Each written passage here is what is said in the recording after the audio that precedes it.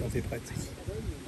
Virginie Lebreau, donc vous êtes qualifiée pour le second tour. Ça s'est joué à très peu de voix avec le troisième, Gwenaëlle François. Votre analyse un peu générale de la situation de ce soir. Est-ce que vous êtes contente? Comment vous analysez les résultats?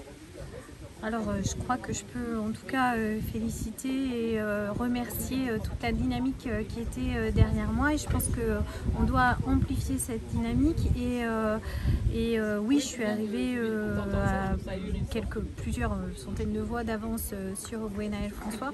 Je veux d'abord le féliciter et le remercier de sa réaction très républicaine. Je l'ai croisé juste avant d'arriver. Voilà.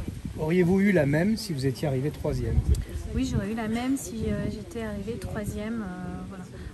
On connaît l'arc républicain. Moi, je suis avant tout républicaine et porteuse des valeurs de la République, de liberté, d'égalité et de fraternité. Et au regard de ce qu'on se dit là, est-ce que ça veut dire qu'il faut faire aussi un peu des concessions au deuxième tour, puisqu'il faut quand même prendre en compte quelques éléments du troisième qui se désistent en votre faveur? Mais je crois que je vais faire une campagne d'entre-deux tours pour tous les Charentais et Charentaises de cette troisième circo, avec un programme bien sûr qui est la base du programme du nouveau Front populaire. Mais je crois qu'il faut prendre en compte tout le monde, et j'appelle les électeurs républicains de Gwenaëlle François à se porter sur ma candidature. Et le RN est très haut quand même dans cette circo. Le RN est très haut, ça c'est un constat et c'est peut-être le premier à faire. Il faut qu'on se pose ces questions le RN est très haut parce que les gens se sentent, je pense, incompris, sentent une injustice sociale, et il faut aussi répondre dans l'entre-deux tours à tout ça. Donc c'est l'ennemi. Est-ce que vous utilisez ce mot-là pour le deuxième tour?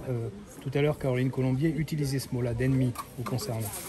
L'ennemi, moi je dis qu'il ne faut pas que cette troisième circo envoie encore une députée RN à